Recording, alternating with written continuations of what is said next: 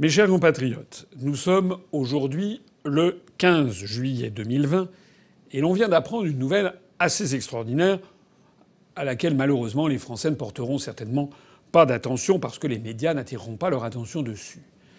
De quelle nouvelle s'agit-il? On a appris que le tribunal de grande instance de la Cour de justice de l'Union européenne siégeant à Luxembourg a décidé d'annuler l'amende de 13 milliards d'euros que la Commission européenne avait décidé d'infliger au géant de l'informatique américain Apple. Là, rappelez-vous, il y a encore quelques semaines, il y avait eu des articles sur elle, je crois dans Le Monde ou dans je ne sais plus quel news magazine. On nous présentait Madame Margrethe Vestager, qui est une commissaire européenne chargée de la concurrence, qui est d'origine danoise et qui est vice-présidente exécutive de la Commission européenne. On la présentait comme une espèce de femme incorruptible, une européenne convaincue et qui arrivait à faire ployer les très grands groupes américains.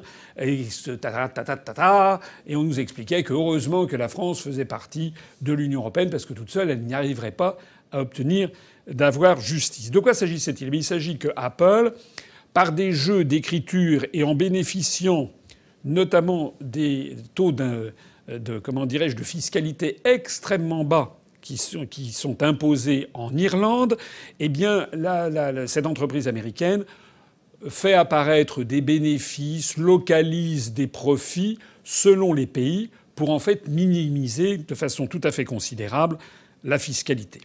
Et la Commission européenne avait donc estimé que le fait que Apple a tout centralisé en Irlande où les taux de fiscalité sont extrêmement bas, eh bien que tout ceci crée une distorsion de concurrence à l'intérieur de la zone de l'Union européenne et donc méritait qu'elle se soit pénalisée par une amende de 13 milliards d'euros. Chose assez cocasse, le Premier ministre irlandais actuel, M. Leo Varadkar, avait protesté contre cette décision qui avait quand même pour objectif d'obliger Apple à donner 13 milliards d'euros à la République d'Irlande. C'est quand même assez gratiné que le chef du gouvernement irlandais refusait ce jugement qui aurait eu pour effet de faire bénéficier son pays de 13 milliards d'euros. Bref. On a appris donc aujourd'hui que la Cour de Luxembourg, dans son tribunal de grande instance, a décidé d'annuler cette affaire. Alors tout ceci prête quand même à réflexion. Parce que M. Macron, par exemple, ou tous les alter-européistes français qui nous expliquent, notamment au moment des élections européennes, qu'ils veulent une autre Europe, qui vont taxer les GAFAM, qui vont taxer les ci, taxer les ça, qu'il est inadmissible d'avoir une concurrence fiscale. Qu'est-ce qu'on n'a pas dit d'ailleurs sur l'Angleterre, qui, sortant de l'Union européenne, devrait avoir le même niveau de fiscalité que les autres. On s'aperçoit que tout ça, c'est des bobards.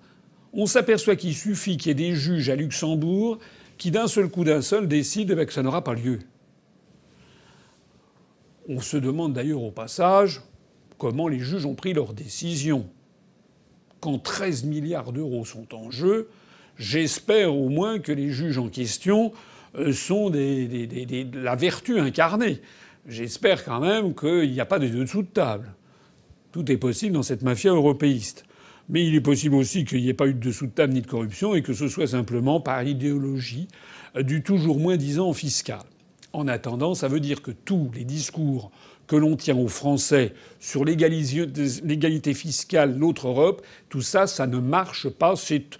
Ce n'est jamais que la énième preuve que je mets sur la table depuis 13 ans et demi que j'ai créé l'UPR.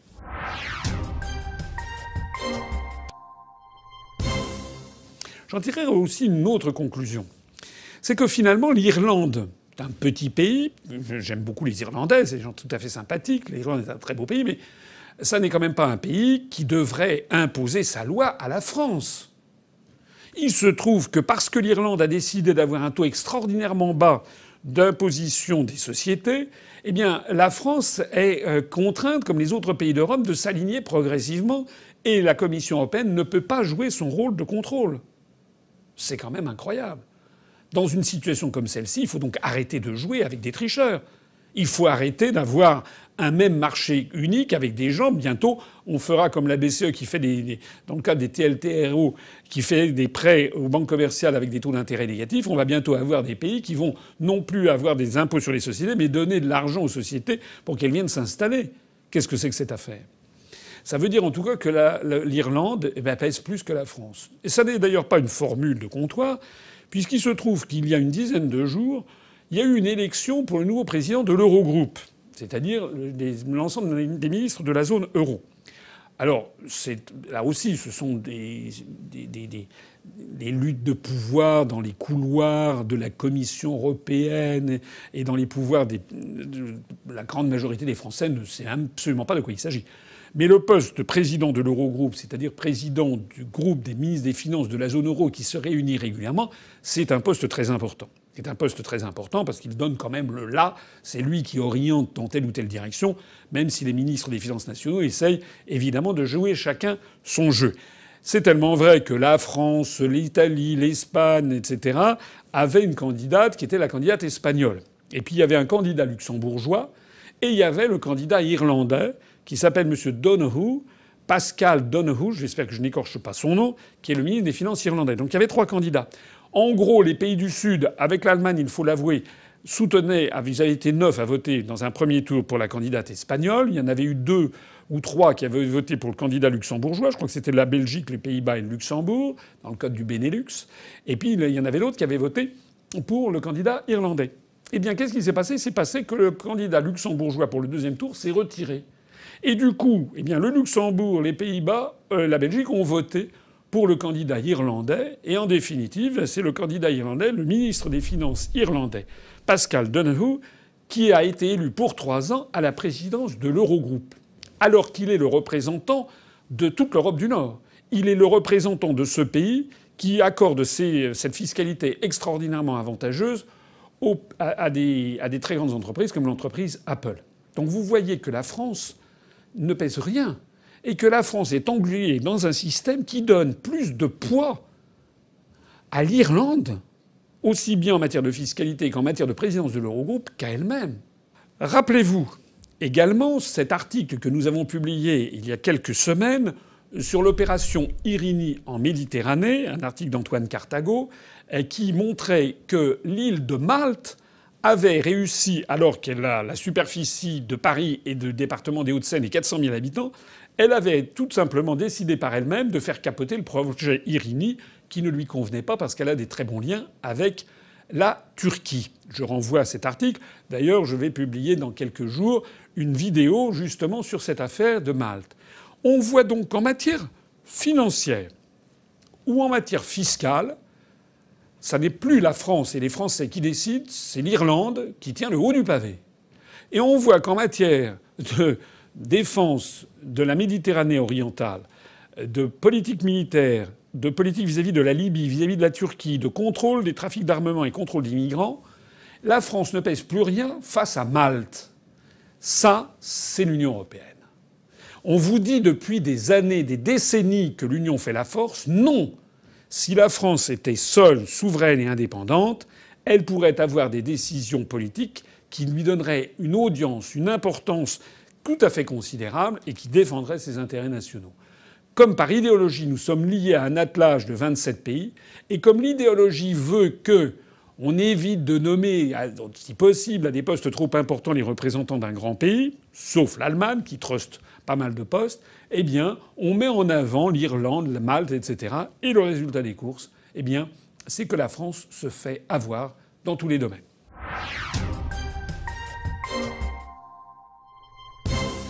Je vous le rappelle encore une fois que nous serons sortis de l'Union européenne, comme je vous le propose, il ne s'agit pas de refermer la France sur elle-même. Il s'agit qu'une fois que sortis de l'Union européenne, les bénéfices pour les Français seront considérables.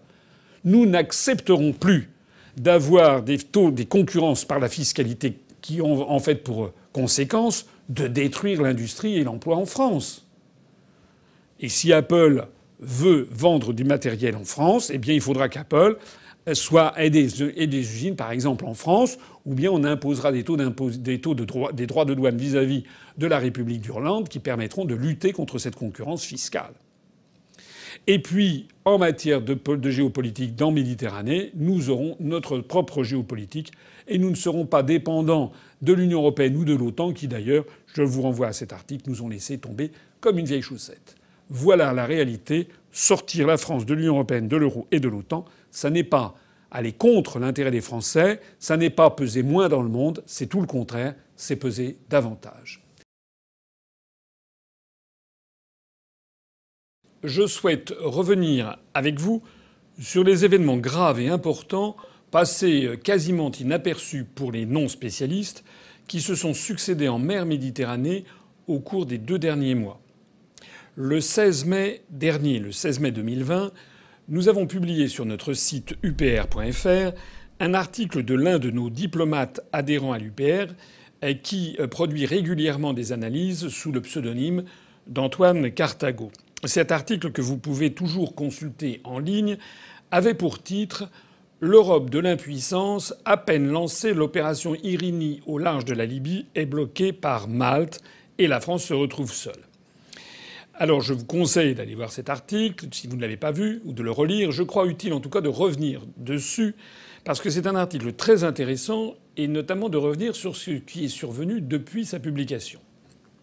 Dans cette analyse, Antoine Cartago nous a rappelé que la marine française est engagée dans une opération européenne baptisée Opération Irini, qui s'inscrit dans la continuité d'une mission précédente qui s'appelait la mission Sophia.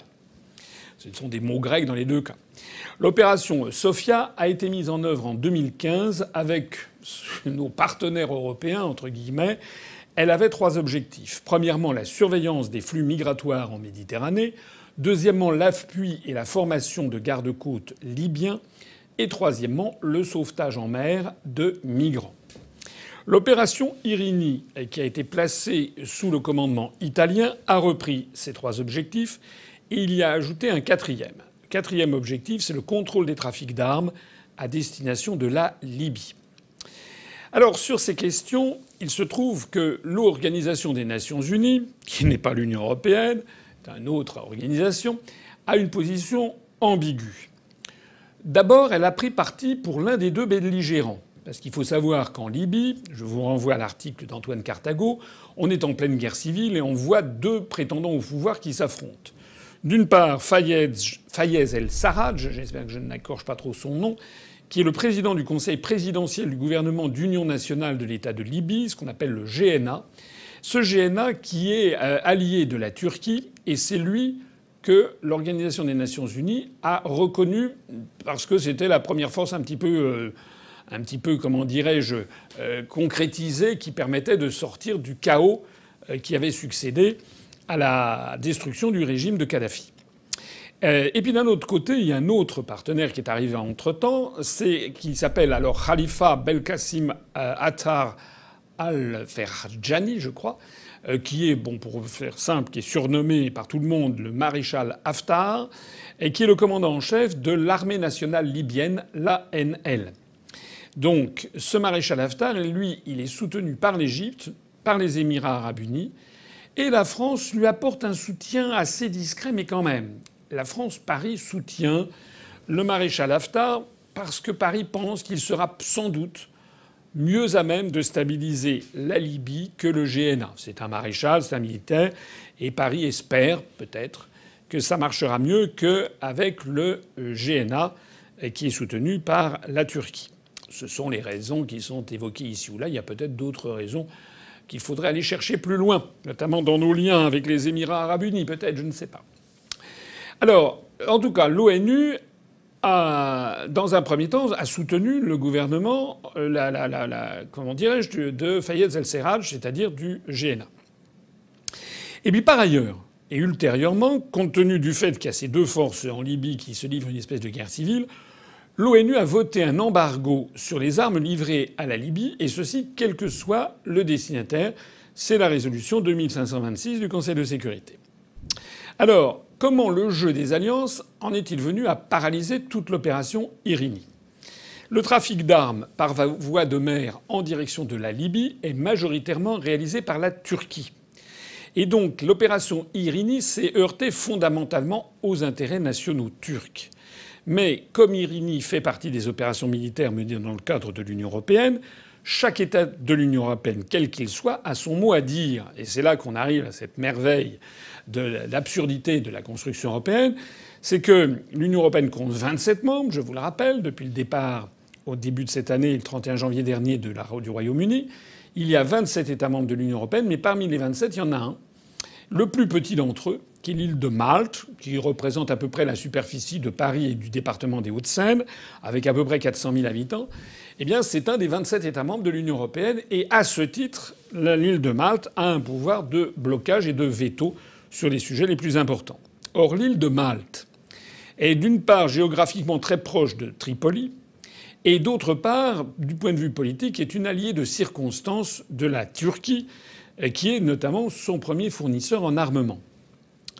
Comme les autorités de La Valette, La Valette c'est la capitale de Malte, défendent leurs intérêts nationaux, comme en plus de ça le gouvernement maltais est assez perméable à toutes les manœuvres de corruption, puisqu'il y a eu des scandales à n'en plus finir sur les liens entre le gouvernement maltais et la mafia.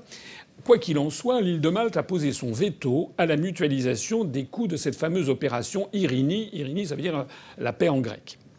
Chaque État de l'Union européenne a donc dû financer lui-même les moyens militaires engagés. Et en définitive, au moment où l'article de notre adhérent Antoine Cartago a apparu, il n'y avait en tout et pour tout, pour cette opération Irini, qu'un seul bâtiment, un seul navire de guerre qui était déployé sur la zone. Eh bien, c'était un bâtiment français, la frégate anti-aérienne française Jean Bart.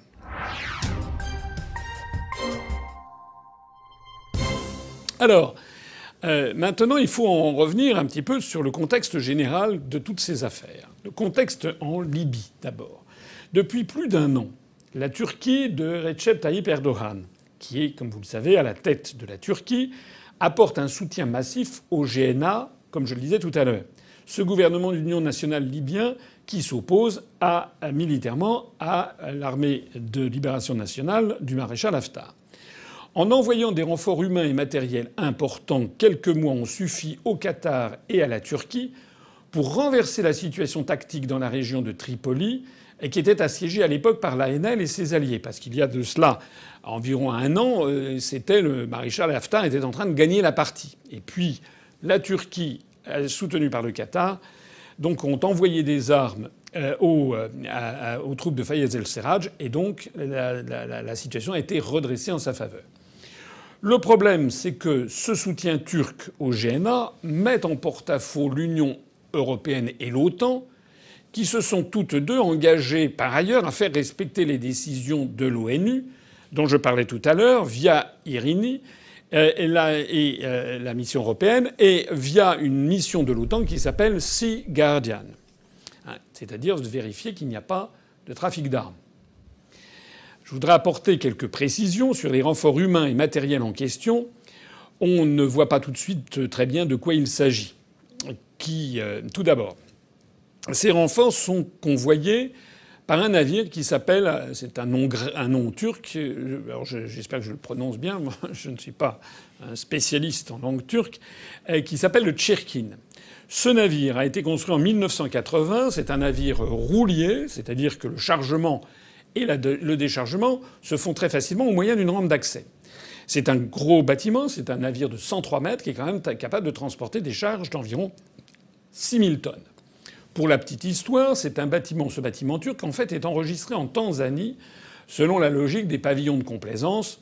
Vous savez ce que c'est qu'un pavillon de complaisance? Panama, le Vanuatu, le Libéria, la Tanzanie en l'espèce. Il s'agit en fait de laisser la possibilité à un navire d'être immatriculé dans un pays autre que celui auquel il appartient, dont relève l'armateur, notamment pour échapper à des taxes et à toutes les impositions. Quant à l'équipage, c'est souvent un équipage qui est extraordinairement mal payé, où le droit du travail s'applique très très peu. Par exemple, on a souvent des ressortissants du sous-continent indien, des Bangladeshis ou des gens comme ça qui sont sur ces navires avec des pavillons de complaisance. Bref, ce navire turc, sous pavillon tanzanien, le Tchirkin, a commencé à effectuer de nombreux trajets entre les ports turcs et l'Afrique du Nord pour justement apporter de l'armement aux troupes de Fayez el-Serraj en Libye. Il se trouve qu'il est escorté depuis plusieurs semaines par des navires de combat et des avions de chasse turcs, souvent en violation de l'espace aérien grec. En cours de route, nos militaires ont observé qu'il a fait systématiquement escale à Misrata. Misrata, c'est un port de la côte libyenne qui est situé à peu près à une centaine de kilomètres à l'est de Tripoli, au début du golfe de Cyrénaïque. Or, il se trouve que Misrata se trouve être le fief du GNA, donc de la mouvance de Fayez el-Serraj. En faisant escale, le Tchirkin a coupé son système d'identification automatique. C'est un système qui donne en temps réel des informations importantes telles que la position, le statut ou encore le pavillon du navire. Le Tchirkin est utilisé par la Turquie pour transporter de façon illégale au regard des résolutions de l'ONU des hommes et du matériel militaire au profit du GNA. Il aurait notamment, dit-on, transporté des chars de combat M60A3 turcs, qui sont des véritables chars importants, des batteries de missiles antiaériens Hawk et des miliciens, des soldats de la division Sultan Mourad. C'est un groupe rebelle qui est connu pour ses liens avec Ankara. Pourquoi la Turquie tient-elle à passer par la mer ? C'est tout simple, parce que convoyer des renforts par voie de mer permet d'emporter des équipements beaucoup plus lourds que ceux envoyés par exemple par les Émirats arabes unis au maréchal Haftar. Les Émirats arabes unis qui soutiennent le camp adverse font du transport aérien. Et donc c'est beaucoup plus limité. Vous ne pouvez pas mettre dans des avions des chars lourds par exemple, alors que vous pouvez le mettre sur ce fameux navire Tchirkin.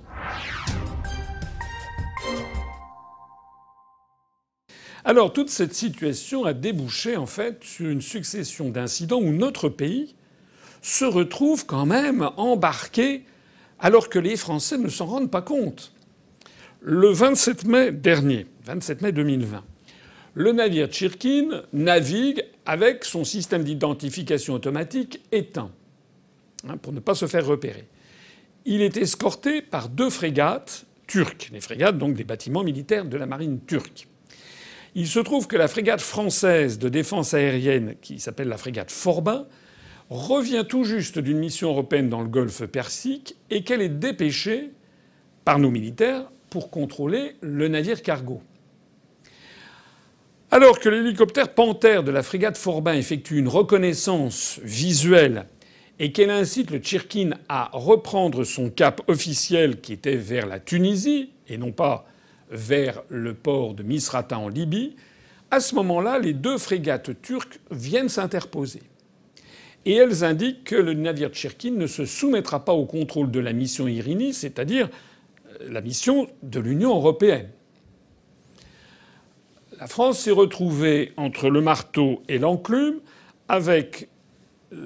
étant la seule quasiment à intervenir dans le cadre de la mission Irini pour faire respecter l'embargo sur le trafic d'armement à destination de la Libye, et la Turquie, en revanche, menaçant la France, alors même que la Turquie, comme la France, on est censé être des alliés dans le cadre de l'OTAN. Je ne sais pas si vous commencez à voir un petit peu le sac de nœuds. La France, évidemment, le gouvernement français, courageux mais jamais téméraire, décide d'en rester là, on s'écrase. Bien. Le problème, c'est qu'à force de s'écraser, on finit par donner des gages de plus en plus importants. C'est une incitation pour aller plus loin. Une quinzaine de jours après, ça nous met le 10 juin 2020, lors d'un nouveau passage du Tchirkin, la France, cette fois-ci, décide d'intervenir. Et elle dispose de plusieurs moyens militaires dans la zone considérée, en particulier des avions ravitailleurs et des chasseurs Rafale. C'est la frégate légère furtive Courbet, qui est un navire léger habitué des missions d'escorte et de contrôle maritime, qui est finalement désigné pour aller, si l'on peut dire, arraisonner le navire Tchirkin, en tout cas lui demander ce qu'il est en train de faire.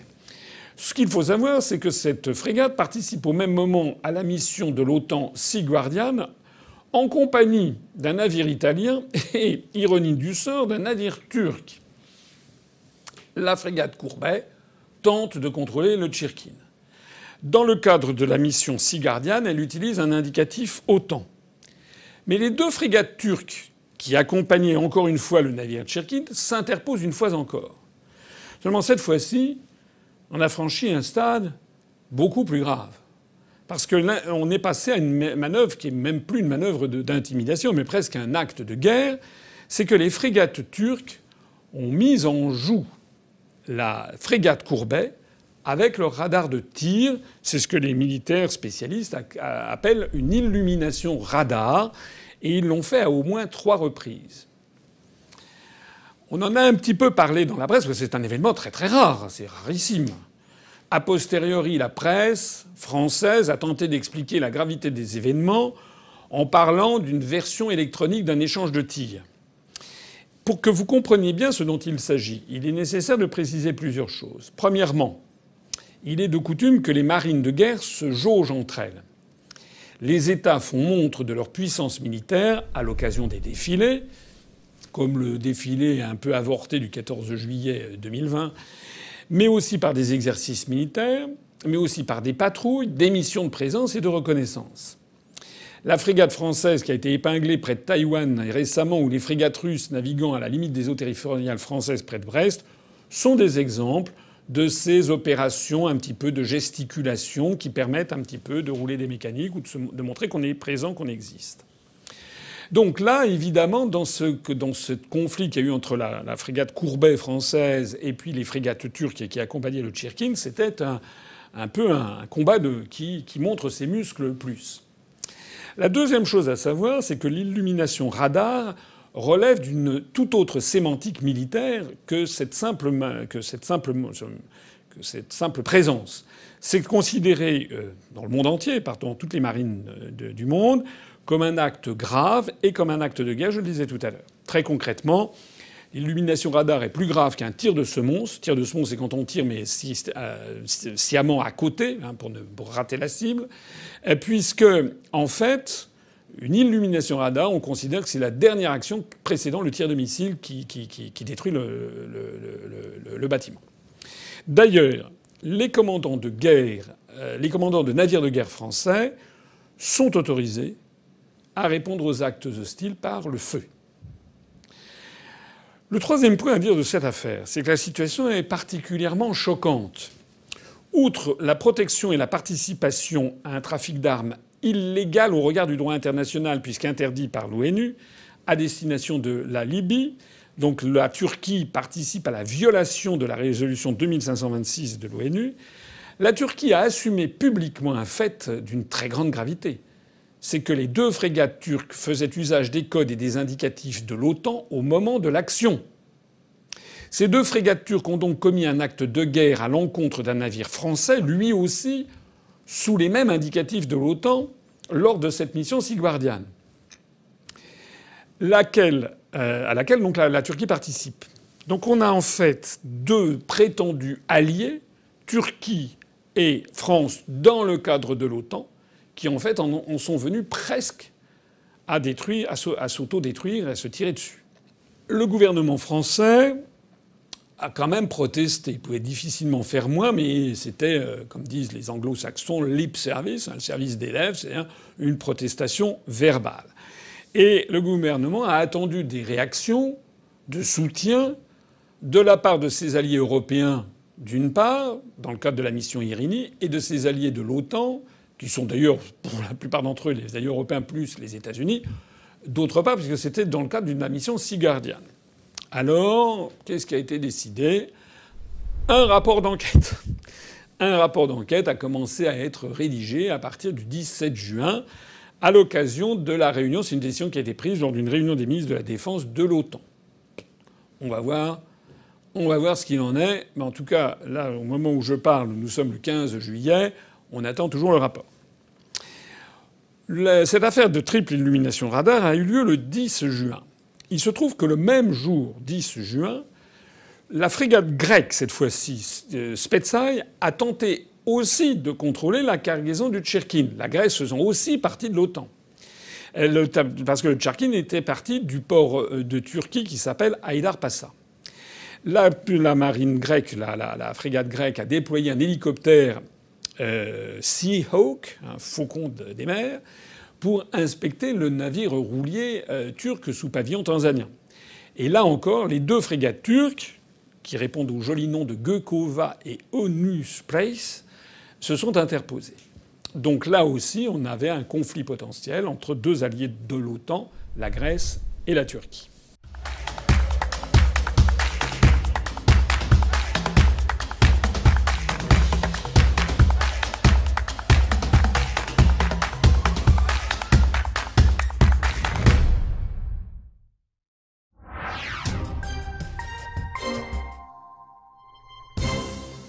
Alors, quelles ont été les réactions internationales devant toutes ces affaires ? Comme on pouvait s'y attendre, l'Union européenne et l'OTAN sont restées à peu près complètement passives face à ce scandale.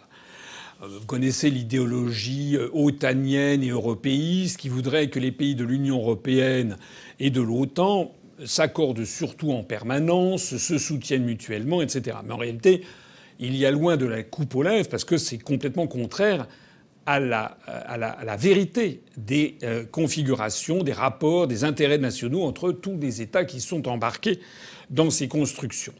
La situation diplomatique en Libye est très complexe et elle laisse apparaître des luttes d'influence entre les pays européens qui se positionnent pour l'un ou l'autre des belligérants libyens. Je parlais tout à l'heure des intérêts de la France et des intérêts de Malte, par exemple. Au-delà des questions diplomatiques, il faut considérer les enjeux sécuritaires et économiques. La Turquie a passé des accords avec le GNA libyen, j'en ai déjà parlé, qui, s'il arrive au pouvoir, soutiendra le projet turc d'extension de son plateau territorial, son plateau en mer, et lui fournira des concessions extraterritoriales d'exploitation pétrolière et gazière. Par conséquent, la Turquie pourrait exploiter les ressources en hydrocarbures de Chypre, qui est membre de l'Union européenne, sachant quand même que le nord de Chypre est une république turque reconnue seulement par la Turquie au niveau international, pour complexifier encore tout ce panorama. Ça mettra en outre un terme au projet de pipeline East Med entre Israël, Chypre et la Grèce. Dans toute cette affaire, la France soutient très clairement Chypre et la Grèce. Le porte-avions Charles de Gaulle a fait escale à Chypre il n'y a pas longtemps et des accords de défense franco-grecs ont été signés concernant la vente de 2 à 4 frégates de défense intermédiaires, ce qu'on appelle les FDI. L'Italie, pour sa part, qui est quand même un partenaire très important, tout à côté de Malte, qui se trouve entre la France, la Grèce, Malte et la Libye, c'est un peu le centre même, l'Italie est beaucoup plus hésitante du fait des liens privilégiés qu'elle entretient avec Malte et de l'absence de soutien des autres membres de l'Union européenne sur la gestion des flux migratoires. Avec l'affaire de Lampedusa et ses suites, le gouvernement italien a quand même les autorités européennes dans le collimateur. Je ne parle même pas de l'affaire de la Covid-19 qui a aggravé la situation.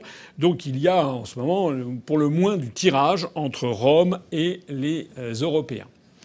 Au sein de l'OTAN, les États-Unis eux-mêmes sont dans une situation compliquée. Ils n'ont pas bronché. Parce que la Turquie, c'est quand même un allié fondamental de l'OTAN.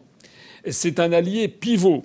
Et les États-Unis, vous le savez, tentent de conserver Ankara dans leur zone d'influence, alors que le gouvernement turc de Erdogan veut, j'aurai l'occasion d'y revenir ultérieurement, veut essayer de devenir une espèce de nouveau sultan, veut essayer de faire revivre un petit peu la grandeur de l'Empire ottoman, et donc se verrait bien en fait se dégager progressivement de la tutelle américaine, qui était pourtant acquise depuis son entrée dans l'OTAN, je crois, en 1955. Je ne parle même pas de la tentative de coup d'État contre Erdogan qui a eu lieu il y a quelques années et où le gouvernement d'Ankara a soupçonné que c'était un opposant turc réfugié aux États-Unis qui était derrière. Quoi qu'il en soit, Washington tente actuellement d'ouvrir la voie à la vente à la Turquie d'avions de combat américains F-35 et propose en contrepartie de racheter à la Turquie des systèmes de missiles S-400 russes que la Russie a vendus à la Turquie. C'est en tout cas une proposition du Sénat américain. Ce qui évidemment ne ferait certainement pas plaisir à Moscou que de savoir que les Américains rachètent à la Turquie des systèmes de missiles qu'ils ont vendus, parce que ça permettrait, entre autres choses, aux experts américains de désosser tout le truc et de voir un petit peu ce qui se cache derrière ces missiles S-400 et ce système de missiles qui est de toute dernière génération. Je précise qu'il y a quelques mois, les États-Unis avaient déjà appelé leurs partenaires de l'OTAN en Europe à se montrer conciliants avec la Turquie. C'est-à-dire que la Turquie a quand même maintenant un certain nombre de cartes en main. Il est à noter d'ailleurs que la Turquie, elle joue un rôle très malin du point de vue diplomatique parce qu'elle joue un rôle un petit peu, comment dirais-je, elle a plusieurs cartes en main. D'une part, elle est membre de l'OTAN, c'est le flanc sud-ouest de la Russie par lequel l'OTAN surveille ce qui se passe en Russie, mais surveille aussi avec le plateau anatolien, surveille ce qui se passe au Moyen-Orient et notamment en Mésopotamie, en Irak, etc. Mais la Turquie est candidate officiellement, quoique ça tarde à se concrétiser, est candidate à l'Union européenne. En attendant, les pays de l'Union européenne, c'est-à-dire les contribuables des pays contributeurs nets, c'est-à-dire notamment les Français, on a versé des milliards d'euros, je dis bien des milliards d'euros à la Turquie depuis 15 ans dans le cadre du processus d'intégration à l'Union européenne. Et puis la Turquie fait également partie de l'OCS, de l'Organisation de coopération de Shanghai, comme partenaire de discussion, c'est-à-dire dans la mouvance de la Chine et en fait de ce monde en devenir qui est l'ensemble de l'Extrême-Orient, avec également le sous-continent indien. Bref, tout ceci pour dire que Washington n'a pas levé le petit doigt pour soutenir Paris, ni d'ailleurs les Européens, puisque Malte ne veut pas, l'Italie non plus, et puis les autres se sont cachés. Bref, Paris, la France s'est retrouvée toute seule, voilà, comme une crétine, tout à fait naïve. Elle est montée au créneau, le coq gaulois qu'on a envoyé, cocorico, puis d'un seul coup, qui même me suit, personne ne l'aime, donc elle se retrouve toute seule. Pour montrer sa mauvaise humeur face à la passivité de ses prétendus alliés au sein de l'OTAN, la France a donc décidé, quand je dis la France, c'est en l'espèce Macron, le 1er juillet 2020, donc il y a quelques jours, de suspendre sa participation à l'opération navale Sea Guardian de l'OTAN. La représentante permanente de la France auprès de l'OTAN, qui se trouve s'appeler Madame Muriel Domenac, a envoyé le mardi 30 juin un courrier au secrétaire général Jens Stoltenberg, qui est un Norvégien, dans ce sens. Il faut noter que c'est un acte très très rare, sur lequel la presse n'a pas assez insisté.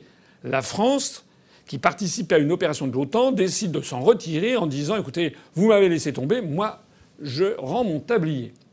Ça tend d'ailleurs à confirmer le diagnostic, pour une fois judicieux, que Macron avait dressé en novembre 2019, vous vous rappelez sans doute, quand Macron avait parlé de l'état de, je le cite, de mort cérébrale de l'OTAN. Ça avait fait grand bruit, ça avait fait scandale. Le président américain s'en était offusqué, la chancelière Merkel, etc. Mais enfin, force est de constater que l'OTAN part un petit peu, ça fuit de partout. Alors, aux toutes dernières nouvelles, le 13 juillet 2020, donc avant-hier, il y a eu une réunion des ministres des Affaires étrangères de l'Union européenne qui s'est tenue pour réfléchir à d'éventuelles sanctions à l'encontre de la Turquie. Josep Borrell, qui est un ressortissant espagnol, mais qui se trouve être un commissaire européen de nationalité espagnole, qui se trouve être le haut représentant de l'Union européenne pour les affaires étrangères et la politique de sécurité, eh bien, M. Borrell a souligné, je le cite, que les actions unilatérales de la Turquie contraires aux intérêts de l'Union européenne, aux droits souverains des États membres de l'Union européenne et au droit international doivent cesser.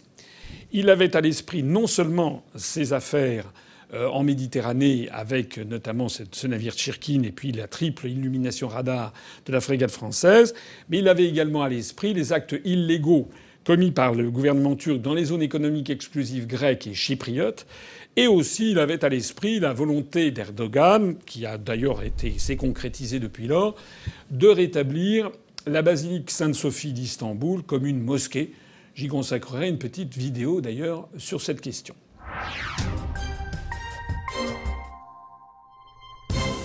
Alors, en conclusion de tout ça, j'insiste, je crois nécessaire de faire cette vidéo, parce que les Français se rendent pas compte qu'on est dans une situation, par notre appartenance à l'Union européenne, à notre appartenance à l'OTAN, on est dans une situation qui peut dégénérer. On n'en était pas très loin, qui peut dégénérer en un conflit militaire. Pour l'instant de basse intensité, mais quand même. De la même façon, j'ai déjà eu l'occasion de le dire à d'autres égards, nous avons des militaires qui sont prépositionnés dans une base qui se situe à 180 km de Saint-Pétersbourg, qui est en Estonie. Nous avons, par notre appartenance à ces institutions, la France prend des postures qui sont des postures potentiellement agressives, ou en tout cas qui peuvent emmener notre pays, sans que les Français n'aient rien compris, peuvent nous entraîner dans des conflits qui pourraient nous emmener très loin. Les gesticulations françaises, en tout cas, semblent bien vaines. Malgré le retrait de la France de l'opération Sea Guardian, il est peu probable que la situation évolue. Je rappelle d'ailleurs que la France participe à beaucoup d'autres opérations. La France participe à la force de réaction de l'OTAN et qu'elle a d'autres engagements militaires ou financiers vis-à-vis de l'Union européenne et de l'OTAN. Je vais en rappeler quelques-uns. Le soutien à Frontex, qui est une agence de l'Union européenne qui prend en charge la gestion des frontières, enfin qui est censée prendre en charge la gestion des frontières quant aux flux migratoires. Deuxièmement, la mise à la disposition de l'OTAN des bases de Gros-Tanquin, Chenevière et le fort des Adelphes qui est situé à Épinal pour le polygone de guerre électronique. Les Français ne sont pas au courant. Troisièmement, la participation au budget de la mission de l'OTAN Resolute Support Mission RSM en Afghanistan. Quatrièmement, la participation au budget de la mission de l'OTAN Force pour le Kosovo, la fameuse KFOR. Cinquièmement, la mise à disposition de moyens en France pour des soldats irakiens dans le cadre des opérations de formation de l'OTAN en Irak. Il se dit d'ailleurs qu'on a encore un certain nombre de conseillers un petit peu dans la région. Sixièmement, la participation au budget de la mission de l'Union africaine en Somalie, qui s'appelle AMISOM, qui est chapeautée par l'OTAN. On notera ainsi le deux poids deux mesures flagrant entre les rétorsions, même faibles, prises vis-à-vis de l'OTAN, le retrait d'une mission, et l'absence totale de réaction face au fiasco de l'opération Irini. Cyniquement, on peut y voir un triste réalisme politique. Il est inutile de secouer le prunier puisqu'il ne porte aucun fruit. L'Union européenne, comme sur de nombreux sujets, se révèle comme étant totalement impuissante. Le droit de veto d'un seul État membre, un micro-État, Malte en l'espèce, suffit à paralyser l'ensemble d'une opération. Les États-Unis, quant à eux, prennent pour le moment toutes les dispositions pour essayer de s'attirer les faveurs d'Ankara. J'en ai parlé, les systèmes du missile S-400 à racheter, faciliter la vente des F-35, empêcher Ankara de trop basculer dans un autre système du côté de l'Organisation de la coopération de Shanghai, voire de flirter avec la Russie. Bref, on en tire quelle conclusion ? On en tire la conclusion, c'était ce que Charles de Gaulle, de façon magistrale, résumée en une formule toute simple. Dans la politique internationale, les États n'ont pas d'amis, ils n'ont que des intérêts. Voilà. Et la France, là-dedans, elle découvre qu'elle est, par idéologie, elle veut bien se porter ici ou là, mais les autres États voient leurs intérêts et puis ils laissent la France toute seule.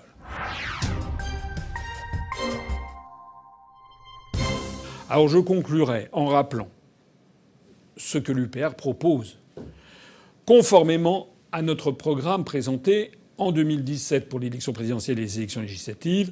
Ce que nous prenons comme engagement, c'est d'abord de réactualiser, il faudrait d'ailleurs le réactualiser pratiquement presque tous les ans, en tout cas à chaque élection présidentielle, le fameux livre blanc sur la défense et la sécurité nationale qui fixe la stratégie militaire française. Et nous devrions notamment affirmer la volonté de la France, premièrement, conformément à tout le programme de l'UPR. Premièrement, de n'appartenir à aucun bloc militaire.